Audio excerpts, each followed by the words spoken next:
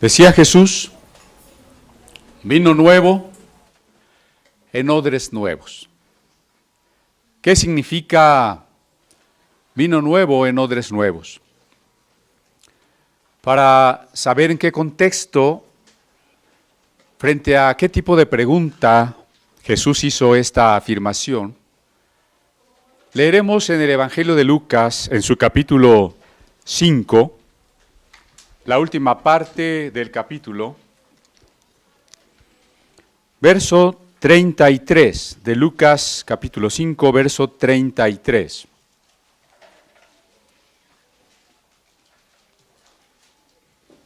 Entonces, ellos le dijeron,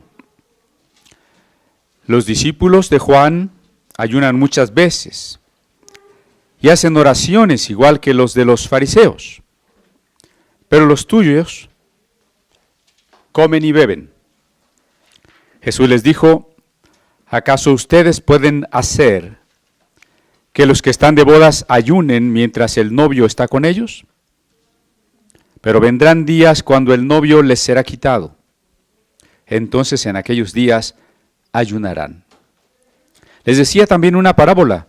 Nadie corta un parche de un vestido nuevo para remendar un vestido viejo. De otra manera, el vestido nuevo se rompe y el parche tomado del nuevo no armoniza con lo viejo. Ni nadie echa vino nuevo en odres viejos. De otra manera, el vino nuevo romperá los odres. El vino se derramará y los odres se perderán.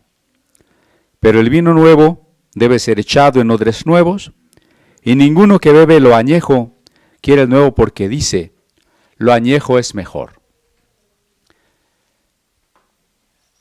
Unos versos antes encontramos a Jesús llamando a Mateo Leví, un publicano, un pecador. ¿Qué come con este pecador? Y recuerden la importancia que en la Biblia tiene la comida. La comida es muy importante. Es muy importante porque el cuerpo es muy importante. El cristianismo auténtico, el cristianismo que se predicó en el primer siglo, no era dualista, no pensaba que el cuerpo era despreciable y que solo el alma era importante. Se predicaba que el cuerpo es templo del Espíritu Santo, que Cristo mismo había nacido y muerto y resucitado en cuerpo, y que un día nuestro cuerpo resucitaría. El cuerpo es muy importante. Y si el cuerpo es muy importante, la comida es muy importante. Porque además, bueno, ya lo decía el Eclesiastés, la vida se pasa tan rápido, vanidad de vanidades, todo es vanidad. ¿Qué le queda al hombre? Y el propio Eclesiastés respondía, que coma su pan con gozo. La comida es muy importante. Pero además es signo, es oportunidad de comunión, de amistad, de familia. Por eso cuando usted ore por los alimentos, no diga, Señor, bendice estos alimentos, porque eso no se necesita. No pasa nada cuando usted dice, Señor, bendice estos alimentos. Lo que usted tiene que dar es gracias. Señor, gracias por estos alimentos. Ahora, si usted da gracias por estos alimentos, no puede decir, no me gusta. Y tampoco creo que pudiera dar gracias por cosas que no debería comer. Dar gracias es muy importante porque la santificación consiste en que reconocemos que algo lo hacemos para Dios. No en que le cambiemos una especie de estructura a los alimentos, Como alguna vez les dije, no es que por la oración ya tiene vitaminas y ya se le murieron las amibas. Es darle gracias a Dios y reconocer que comer, beber y todo lo que hacemos es para Dios.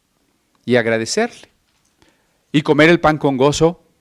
Y muy importante, tan importante, comer en comunión. Hace rato participamos del pan y del vino.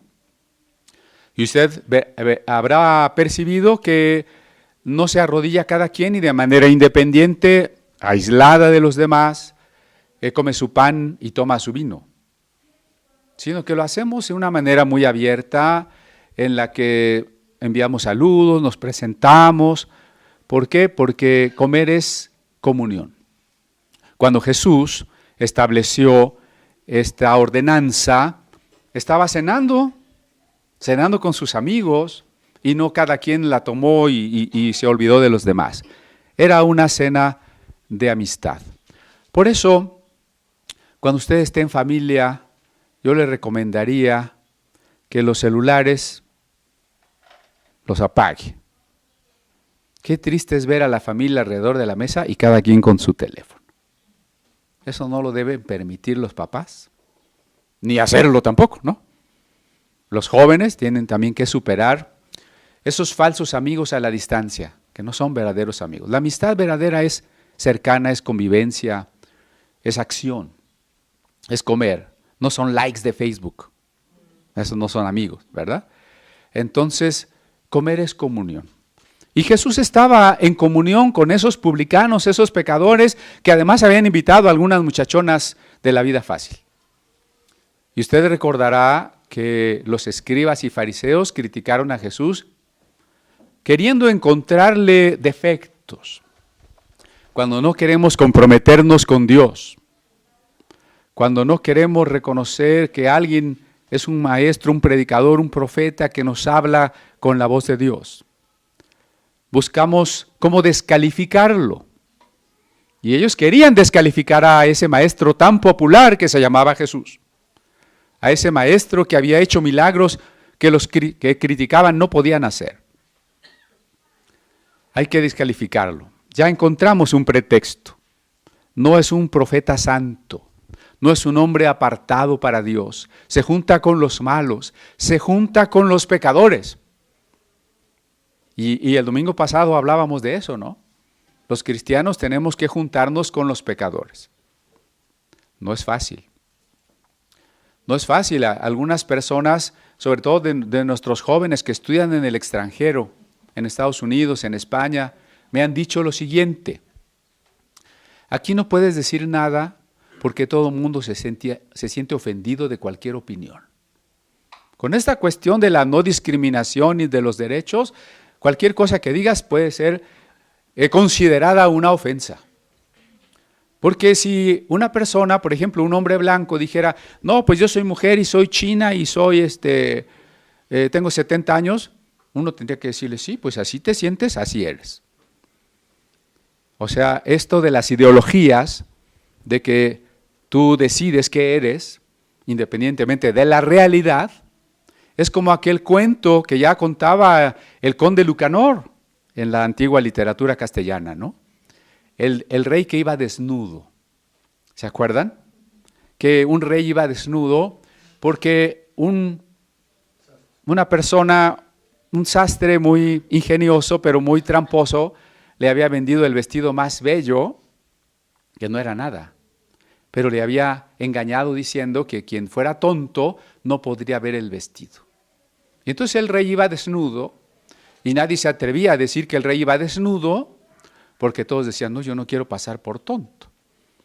A lo mejor yo soy el único que lo ve desnudo, pero no quiero que los demás sepan que yo soy un tonto. Entonces hoy las ideologías son así. No vayas a decir que tal cosa está mal, porque todo el mundo se te viene encima. El tonto, el retrógrada, eres tú. Claro que un niño, un jovencillo por ahí que no tenía nada que perder, que no tenía que defender ninguna sabiduría, quizás él mismo se consideraba un simple, gritó, el rey va desnudo. Y entonces todos despertaron y se rieron y se dieron cuenta que el rey iba desnudo. No es fácil convivir con los que no creen porque están pensando que el rey va vestido. Pero hay que convivir. Hay que mostrar el amor de Dios, la amistad y llevar la palabra de Dios. Y eso hacía Jesús cuando los fariseos lo criticaron por comer con pecadores, ¿no? Recuerden ustedes que hoy la iglesia cae en una actitud farisea cuando supone que somos tan decentes, tan limpios, que no nos juntamos con pecadores. Cuando quisiéramos cuidar a nuestros hijos de una manera que, bueno, aquí no me vayas a traer a jóvenes que los puedan desviar, que los puedan contaminar. cuando no quisiéramos enfrentarnos al desafío que el mundo nos presenta, ¿no? Incluso hay pastores que llegan a decir a sus jóvenes, no estudies porque vas a perder la fe. ¿Y cómo crees que psicología, sociología, filosofía? No, bueno, vas a acabar como un hijo del diablo. Si no somos capaces de aceptar el desafío, de responder, pues ¿en dónde está el valor y la profundidad del mensaje de Cristo? ¿Verdad? Cristo estaba ahí con estas personas, no con la actitud farisea de no me junto porque me contaminan. Me junto con ellos porque tengo algo que darles. Eso es lo importante, ¿no? Si algún joven me dice, no, yo sí tengo muchos amigos pecadores y me voy de parranda con ellos. No es lo que estamos diciendo. Te juntes con ellos porque tienes algo que darles. Y porque si tú supieras, ellos no lo dicen, no lo manifiestan, es más, pretenden lo contrario, pero tienen una gran necesidad. Tienen una gran necesidad espiritual, un gran vacío. Entonces Jesús contestó a los fariseos y les dijo, los sanos no tienen necesidad de médico, yo vine a los pecadores, yo vine a buscar a los perdidos. Y entonces pues ya no pudieron contestarle y criticarlo porque se juntaba con los malos, y lo pongo entre comillas, porque a fin de cuentas todos somos malos, ¿no? No podemos, los que creemos en Jesús, no podemos darnos un baño de pureza y decir, no, yo soy bueno y los malos están allá. Somos pecadores también, ¿no? Y desgraciadamente hay cristianos, mal cristianos, pero de veras mal cristianos, que uno se encuentra peores personas a veces en el ámbito religioso que afuera. Por ahí hay un pensador que no sé quién sería, si me recuerdan, decía, yo creo en el cristianismo porque persevera, pervive, a pesar de los cristianos. Era como para que ya se hubiera acabado. Somos también pecadores, pero si estamos realmente creciendo en el amor de Dios, tenemos algo que ofrecer. Ya no pudieron condenar a Jesús porque se juntaba con pecadores, pero entonces dijeron, bueno, tú vienes a buscar al pecador para hacerlo tu discípulo, pero sabes, estás haciendo unos discípulos pésimos. Porque mira, los discípulos de los fariseos ayunan. Los discípulos de Juan el Bautista ayunan. Y tus discípulos son unos comelones borrachos. Así dice. Bueno, como no me cree, lo vamos a leer. Ahí en el capítulo 5 leímos, entonces le dijeron, verso 33, los discípulos de Juan ayunan muchas veces y hacen oraciones, igual que los de los fariseos, pero los tuyos comen y beben. Y eso en el contexto de otro pasaje donde efectivamente y literalmente habían acusado a Jesús de comilón y borracho. ¿Qué clase de espiritualidad? Ese es el cuestionamiento, ¿no? ¿Qué clase de espiritualidad estás imbuyendo en tus discípulos que ni siquiera alcanzan la altura de los alumnos, de los seguidores de fariseos o de Juan el Bautista? Que ayunan, que oran.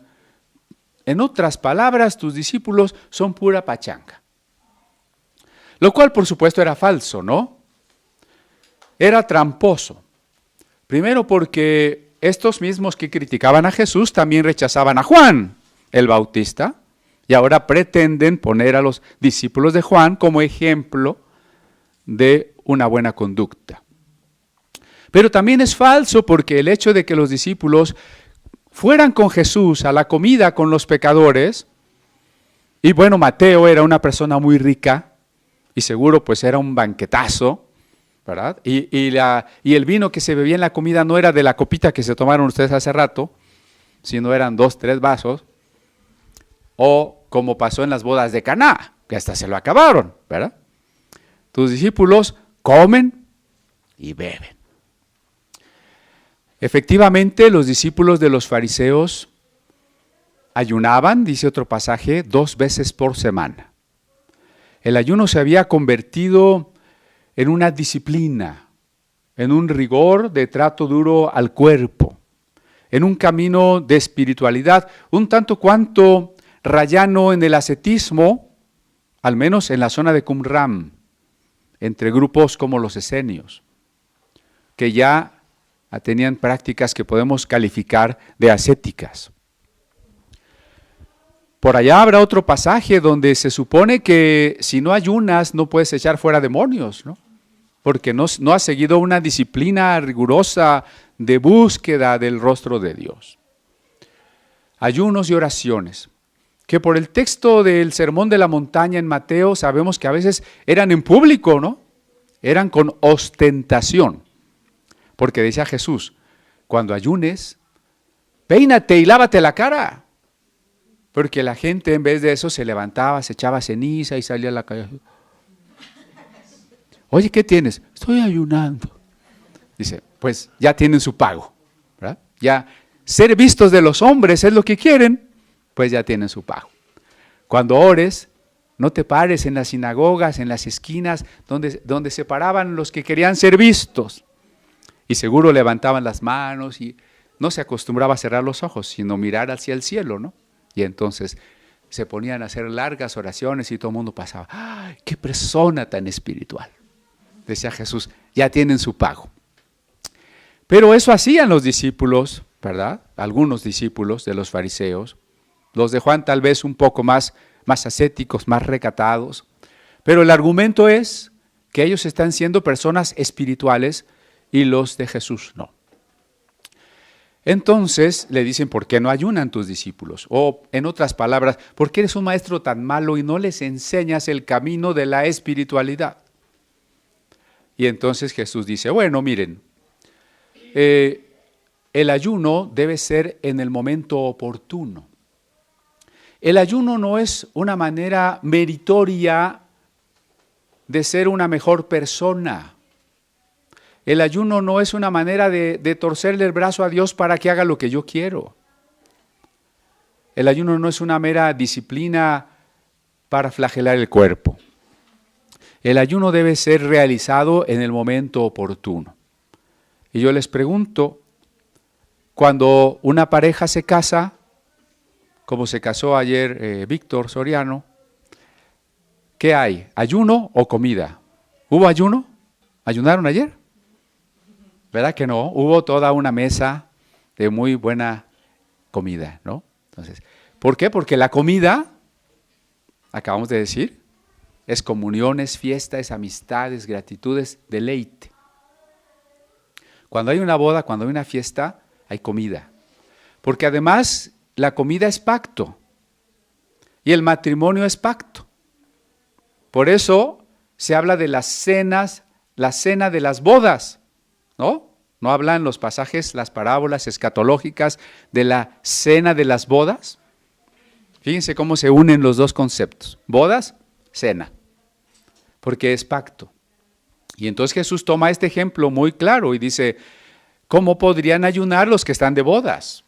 ¿En qué radicaría entonces ese pacto que se manifiesta en la comida en común, en la alegría del pacto de los que se casan? ¿No? Hay momentos en que el ayuno no corresponde.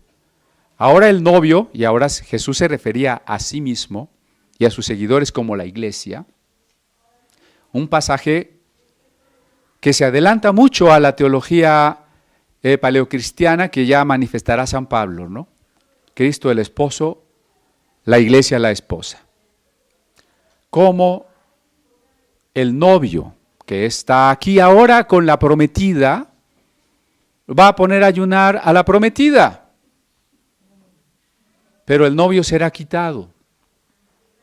Como en las costumbres judías, una vez que se celebraba el compromiso, el desposorio, el novio y la muchacha se separaban aproximadamente un año, donde ellos se dedicaban a prepararse para la boda, hasta el día en que el novio llegara por la novia a la casa y la llevara.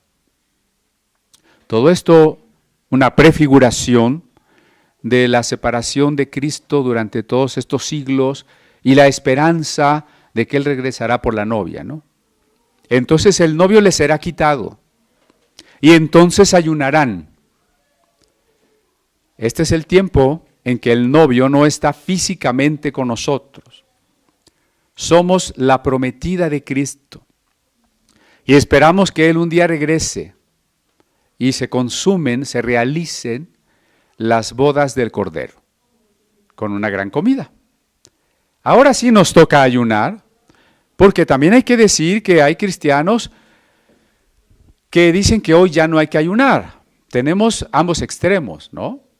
Los que hoy siguen siendo una especie de ascetas y ayunan mucho e incluso presumen de largos ayunos de muchos días, esperando que con ello Dios realice sanidades y milagros. Y los que dicen que hoy en el Nuevo Testamento ya no hay que ayunar. En el Nuevo Testamento encontramos a los apóstoles ayunando en diferentes ocasiones. Lo que debemos entender es que el ayuno no es solo una disciplina, ni tampoco es una manera de inclinar a Dios a hacer lo que yo quiera. El ayuno es una aflicción del alma en la que yo he de buscar a Dios con todo mi corazón, el signo de que la prioridad en mi vida es entender lo que Dios quiere, ponerme en íntima comunión con Él y confesar mis pecados. El signo de ello es que aún un asunto tan importante como la comida, puedo posponerlo y concentrar mi cuerpo, mi alma, mi mente, mi tiempo en la búsqueda, afligida, preocupada. No tiene caso que usted ayune solo porque hay que ayunar. Hay iglesias donde dicen, hermanos, todos los primeros domingos del mes vamos a ayunar. ¿Y? Eso no significa que cada congregante tiene realmente una preocupación espiritual. A lo mejor su única preocupación es, ¿a qué hora se acabe el ayuno? Porque ya quiero mi hamburguesa con papas, ¿no? Entonces, no. Se trata de cuándo tienes tú una auténtica preocupación espiritual por la que tendrías que postrarte y buscar a Dios. Ahí es cuando hay que ayunar. Pero voy al siguiente punto. Jesús les muestra que el problema no es si ayunas o no ayunas.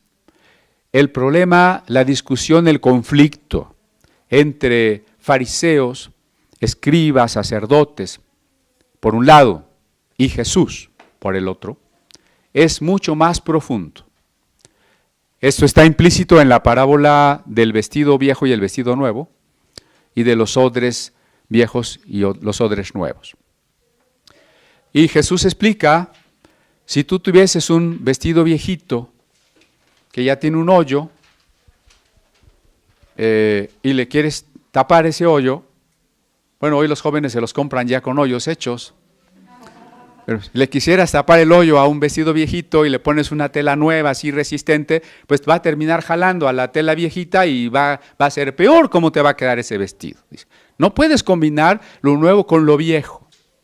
Y luego habla de los odres. Los odres son una especie de bolsas de cuero, una especie de, pues no cilindros, pero bolsas alargadas, parecidas a un cilindro, en las que se almacenaba el vino. Ese es el odre. Y Jesús dice, bueno, si tú utilizas esos cueros viejos con un vino nuevo y que apenas va a realizar su fermentación con otra fuerza química, tu odre que ya está de por sí gastado, se va a romper. Se tiene que poner el vino viejo en los odres viejos y el vino nuevo en los odres nuevos. ¿Qué significa entonces eso? ¿No? Que en Jesús encontramos la aparición, y aquí voy a parafrasear a un teólogo del cual precisamente hemos dado nombre a este salón. Cada salón tiene un nombre, ¿verdad? El teólogo Paul Tillich. Él dice, no es un conflicto en el mismo plano religioso, de una idea religiosa contra otra idea religiosa. Es un conflicto entre una tradición antigua y una nueva realidad, una nueva creación. Jesús no trae una doctrina, solo una doctrina diferente. Jesús no viene a romper las tradiciones por el hecho de romper las tradiciones. Con Jesús adviene una nueva creación. El conflicto es entonces entre una vieja tradición y una nueva creación. Notemos el alcance, porque la tradición no es más que eso, la transmisión que de una generación a otra se va pasando. Bien, entonces, a veces nos quedamos allí en el nivel de un conflicto de tradiciones. Decimos, bueno, es que los fariseos eran hipócritas y lo que estaba diciendo Jesús es que no fueran hipócritas.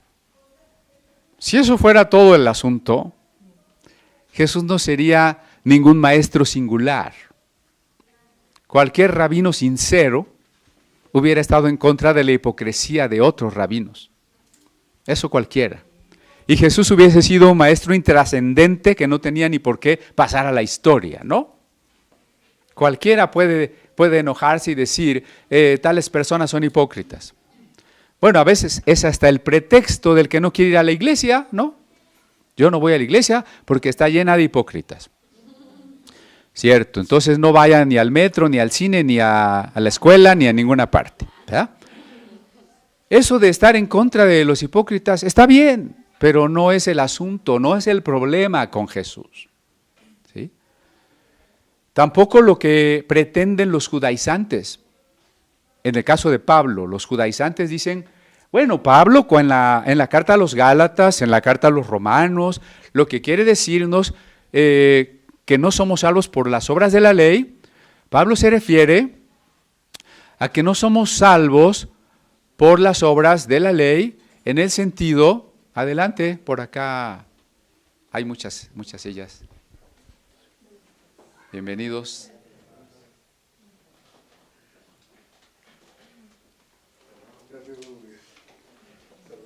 Qué gusto, bienvenidos.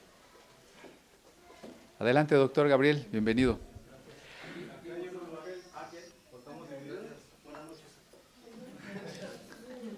No es entonces como ellos proponen. Cuando Pablo dice que no somos salvos por las obras de la ley, los judaizantes quieren reducir ese mensaje a decir, bueno, porque eran un cumplimiento hipócrita, legalista, y Jesús lo que está diciendo es que hay que ser salvos por un cumplimiento verdadero de la ley. No, ni Jesús ni Pablo están diciendo eso. Están diciendo que en contraste con la ley está la gracia, está la fe, está la libertad que Cristo nos ha traído con su muerte y su resurrección. Es decir, el contraste, en otras palabras, es entre religión y nueva realidad. Voy a ir más allá. ¿Qué es religión? Porque a veces queremos reducir nuestra relación con Dios a la religión. La religión es importante, tiene su lugar. La religión nace de una necesidad espiritual que tiene todo ser humano. Muchos intelectuales modernos que han rechazado el cristianismo terminaron adoptando ideas nueva era, ideas esotéricas, ¿no? ¿Qué están manifestando con ello? Que el hombre tiene una necesidad religiosa. Aún el ateísmo es una necesidad religiosa porque decidir que Dios no existe es una decisión de fe. El hombre tiene una necesidad religiosa. Y a partir de allí surgen los actos religiosos, que son o tienen su base en una búsqueda, una sensación, una necesidad de infinitud, de trascendencia. Los actos religiosos, a veces individuales y después colectivos, y luego se vuelven instituciones. Y como las religiones entonces, en esa parte, es un acto cultural, es decir, algo que el hombre hace. La religión es algo que el hombre hace, que tiene sus aspectos positivos y negativos. ¿Cuáles son los aspectos negativos de la religión? Pues lo señalaron algunos pensadores como Marx, que decía que es opio de los pueblos, como Nietzsche, que había dicho que es una voluntad de poder de unos sobre otros que son débiles, o Michel Foucault, un dominio político, etcétera, etcétera. Y es cierto. Es cierto, aunque uno no sea un gran pensador, porque a veces basta con ver algunas iglesias y decir, eso es un negocio, ¿o no? Desde el Vaticano hasta Pare de Sufrir. Es un negocio. Pero también están los aspectos positivos de la religión, porque las religiones han traído ética, arte, arquitectura, cohesión social, filosofía. Es algo muy complejo, pero finalmente es algo que el hombre hace. Lo que están defendiendo los fariseos y los escribas es una religión, tradiciones religiosas, la concepción judía de Dios, las costumbres judías que se han ido desarrollando y que en este punto de la historia ya podríamos llamar religión judía, especialmente a partir de Esdras y el retorno del exilio. Judaísmo, están defendiendo el judaísmo, sus tradiciones. Y con ello están defendiendo la idea de que los ritos tengan algún poder. Las personas piensan que los ritos tienen poder, ¿sí? En estos días de Semana Santa, qué bueno que algunas personas recuerdan lo que la Biblia, los evangelios nos cuentan, pero a veces nos quedamos solo en la cuestión de pensar que lo exterior nos puede ser suficiente. Alguien visitó las 7 casas el viernes, alguien fue al Vía Crucis o cosas parecidas y con eso siente que ya cumplió, que ya está bien con Dios. La religión diría que sí, y que si no pasas los sacramentos, los ritos, los mandatos de la religión, estás fuera, porque la religión institucional para seguir sobreviviendo necesita convencerte de que tú la necesitas a ella, ¿no? Eso es lo que los fariseos estaban defendiendo, sus tradiciones de ayunar y de lavarse las manos y de guardar el sábado y de la ley de Moisés y cuántas cosas, ¿no? Porque, por cierto, la ley de Moisés no es eterna.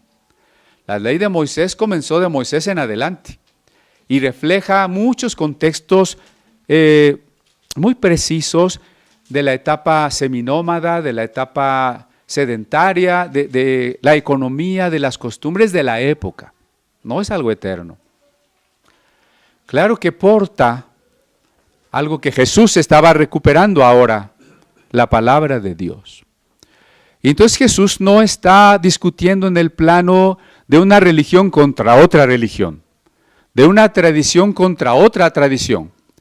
Jesús está diciendo que ahora ha llegado, ahora adviene una nueva realidad, un vestido nuevo, un vino nuevo. Ha llegado un vino nuevo.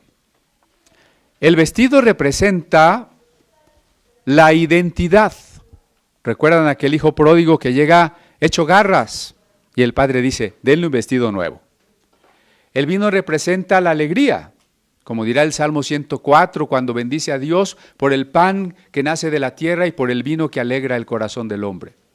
Representa la alegría, la vida nueva, como en el milagro de las bodas de Caná, donde Jesús transforma el agua en un mejor vino.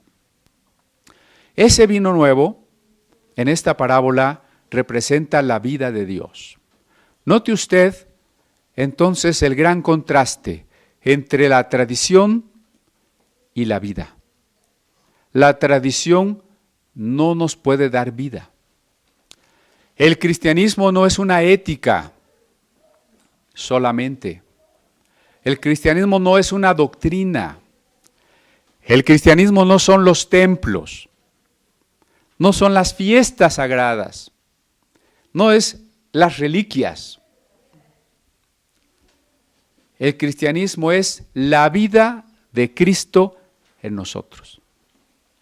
Si no tenemos la vida de Cristo en nosotros, no hemos entendido y menos hemos vivido, experimentado el cristianismo.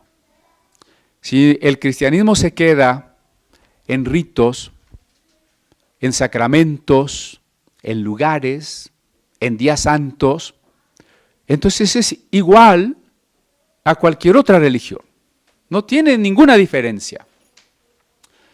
De ahí cuidado con aquellos que todavía presumen de decir una frase muy brillante cuando dicen, el cristianismo es un estilo de vida. Ya me lo dicen, totalmente palacio.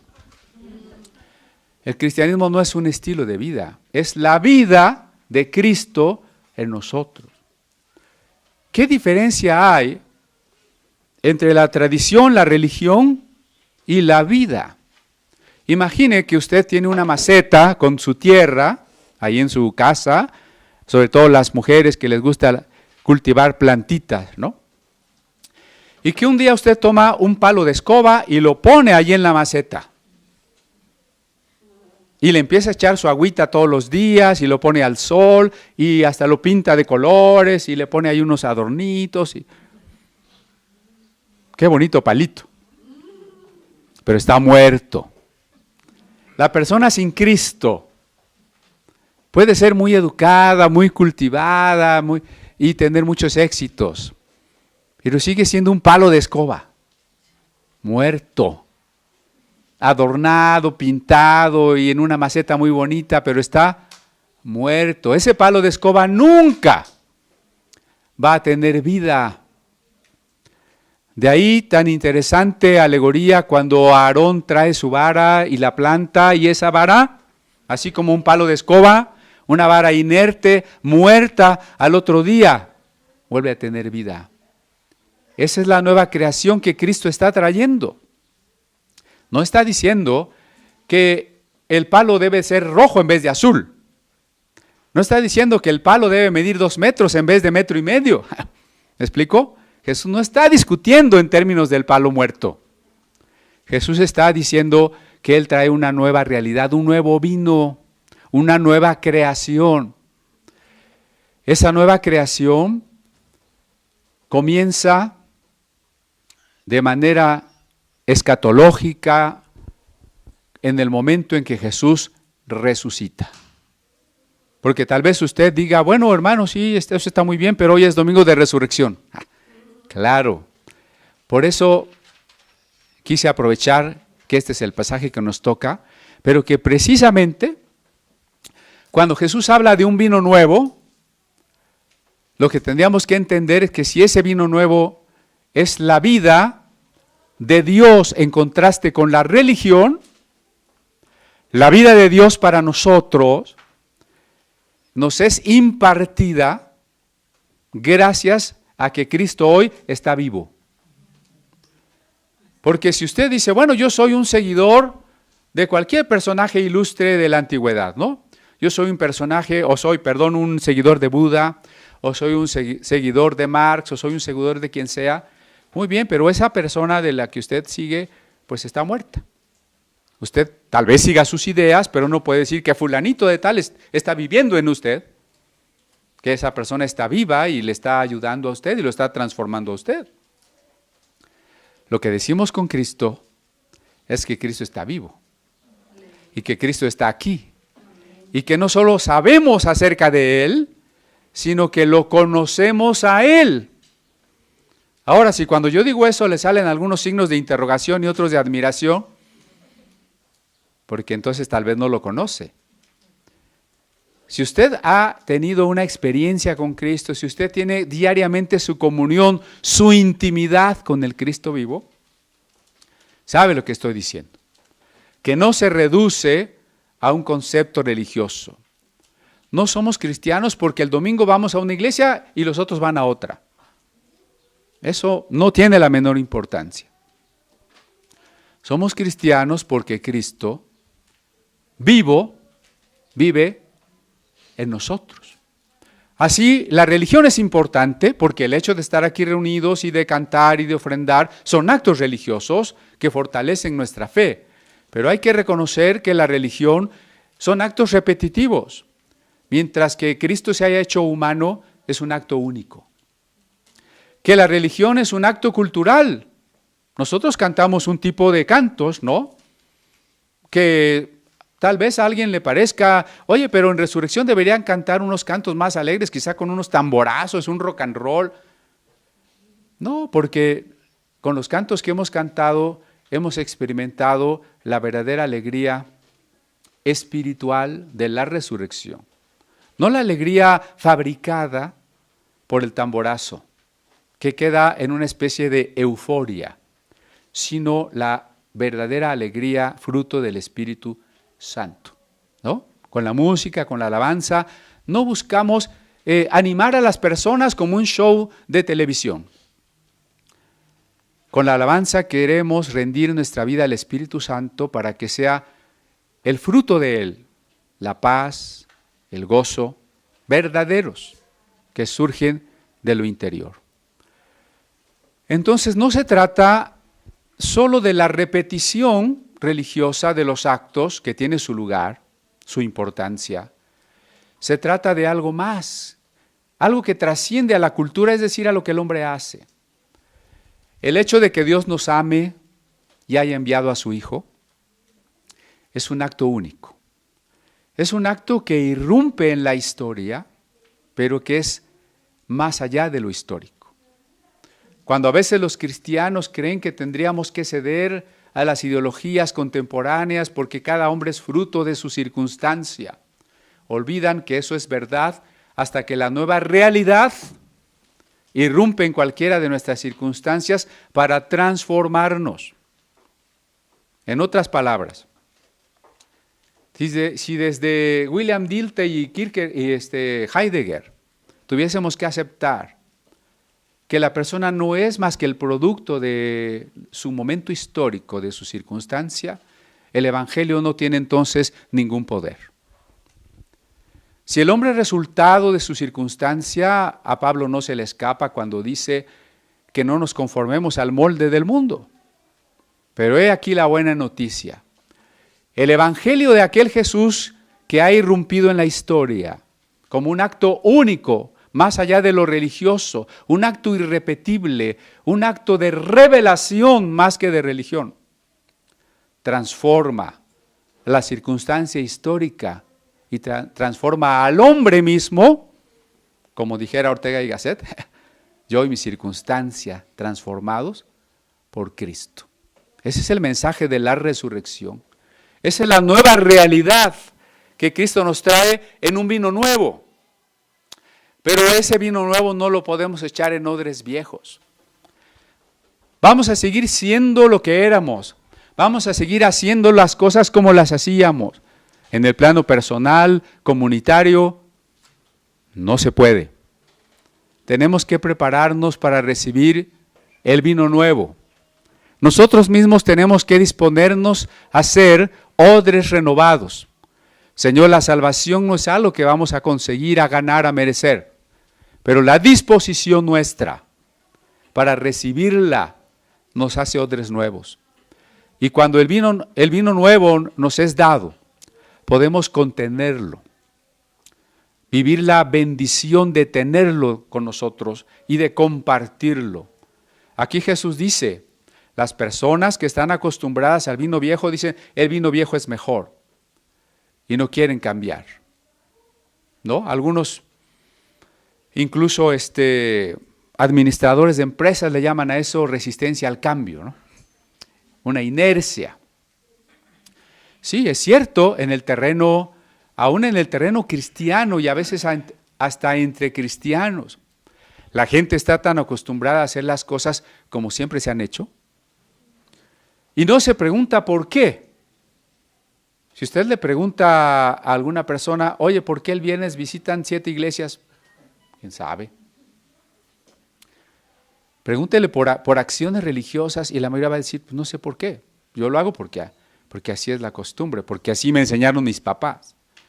Y muchas veces cuando desafías a alguien a entregarse a Cristo y a hacer un odre nuevo para recibir el vino nuevo, dice, no, es que yo no puedo cambiar. Yo así tengo que ser siempre. Esta resistencia al cambio es la misma que llevó a muchos cristianos a la hoguera. Porque sus perseguidores, los que los prendieron, los que los torturaron, los que los quemaron, estaban rechazando que las cosas pudieran ser diferentes. Ellos querían quedarse con las cosas como siempre estaban. Precisamente cuando Casiodoro de Reina tenía ese anhelo de que la Biblia llegara a todos sus paisanos del Imperio Español, por el contrario, las autoridades eclesiásticas, incluso las autoridades civiles, querían seguir pensando como se había pensado desde 3 o 4 siglos atrás. La Biblia no se le debe dar al pueblo porque el pueblo no está preparado, el pueblo no merece tener un acceso directo a la palabra de Dios. Casiodoro estaba preocupado no solo porque la Biblia llegara a España como conocemos hoy España. En ese momento el Imperio Español incluye la Nueva España, incluye hasta todo Sudamérica y parte de Estados Unidos, Filipinas, Sicilia, Cerdeña, Flandes, o sea, es un gran imperio. Pero ¿por qué quieren quemar a Casiodoro? ¿Por qué Felipe II pone precio, ofrece recompensa en monedas de oro por la cabeza de Casiodoro? Porque la gente prefiere el vino viejo. La gente está cómoda en sus odres viejos. Y aún a veces dentro de las instituciones de la iglesia cristiana, esos odres ya no sirven. Ese vino está, no diríamos añejo como el buen vino, está echado a perder. Se volvió vinagre para peor, ¿no? Necesitamos que el Espíritu Santo nos llene. Necesitamos rendirle nuestra vida al Espíritu Santo y permitir que Él venga y renueve primero nuestra vida y luego nuestros odres. No basta con decir, bueno, sí, vamos a cambiar la estructura organizacional y todo va a funcionar bien. Eso es un engaño. ¿Qué pasa hasta en la política, no? En algún momento dijeron, los problemas de la Ciudad de México se deben a que el regente es nombrado por el presidente. Debe ser democrático. Ahora es democrático. ¿Y qué? Estamos igual o peor. El cambio de los odres no sirve si no hay un vino nuevo. ¿Para qué quieres un odre nuevo vacío? Necesitamos el vino nuevo. Y disponernos a hacer odres nuevos y hacer las cosas de una manera diferente. ¿En qué consiste esa manera diferente? En inventar meras novedades por el prurito, es decir, la comezón de hacer novedades. La novedad consiste en la llenura del Espíritu Santo, en la rendición que tenemos que hacerle de nuestra vida para que Él nos gobierne, nos controle, nos dé sabiduría, nuevos deseos, nuevas maneras de pensar. ¿Y por qué el Espíritu Santo puede llenarnos? Porque Cristo ha resucitado.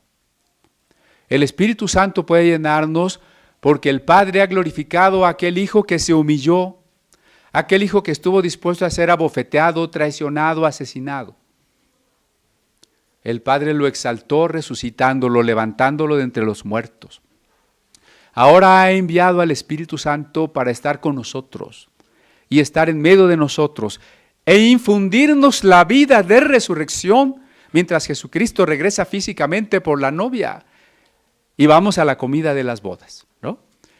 Este es el vino nuevo. No lo desperdiciemos. Si no permitimos el cambio, si no nos arrepentimos, si no estamos dispuestos al cambio, el vino se desperdicia. Imagínense que Dios empezara a manifestar una llenura del Espíritu Santo y nosotros por no querer cambiar, la desperdiciáramos. Qué triste cuando el Señor por su Espíritu habla al oído espiritual de algunas personas para que rindan su vida a Cristo y no quieren ser odres nuevos. Y la gracia se desperdicia. Qué triste cuando hemos amado tanto nuestras instituciones, nuestra manera de hacer las cosas, nuestros odres viejos con nuestro vino rancio y no queremos cambiar. Tenemos que quebrantarnos, rendir nuestra voluntad a Dios en lo personal y en la vida de comunidad y decirle, Señor, danos siempre un vino nuevo. Esta nueva realidad que adviene con tu resurrección. Jesús resucitó, no como su amigo Lázaro, a quien él mismo había resucitado. Lo que quiero decir es que Lázaro resucitó, pero se volvió a morir. Jesús resucitó con un cuerpo que no volvería a morir jamás. Por eso es una nueva realidad. Primicias de la resurrección. Es la manifestación de la manera en que Dios restaura todas las cosas para darnos una vida eterna en un cuerpo resucitado. Esa nueva creación es la que podemos experimentar ya. Cuando la vida del Cristo resucitado se manifiesta en nosotros por la llenura del Espíritu Santo. Lo único que tenemos que hacer para ser llenos de ese vino nuevo es decir, Señor, soy un odre abierto, soy un odre dispuesto, lléname. Y así nuestra vida, nuestras instituciones tienen que ser puestas a sus pies para ser renovadas. No queremos luchar por una tradición, por una religión, ni oponer una religión a otra religión, ni un pensamiento de un hombre a otro hombre, de una doctrina a otra doctrina. Queremos experimentar la nueva creación. Alguna vez, con esto termino, en una entrevista de televisión, le preguntaron a un pastor, ¿qué es lo que él diría que es lo más importante del cristianismo? Y él dijo, pues la regla de oro. Yo me desmayé allí viendo la tele. ¿Cómo? La regla de oro puede estar en cualquier otra religión. Lo más importante del cristianismo es que con Cristo ha llegado una nueva creación, en la que no importa la circuncisión ni la incircuncisión, ni esta religión ni aquella tradición ni la otra, sino la nueva criatura, el vino nuevo en odres nuevos.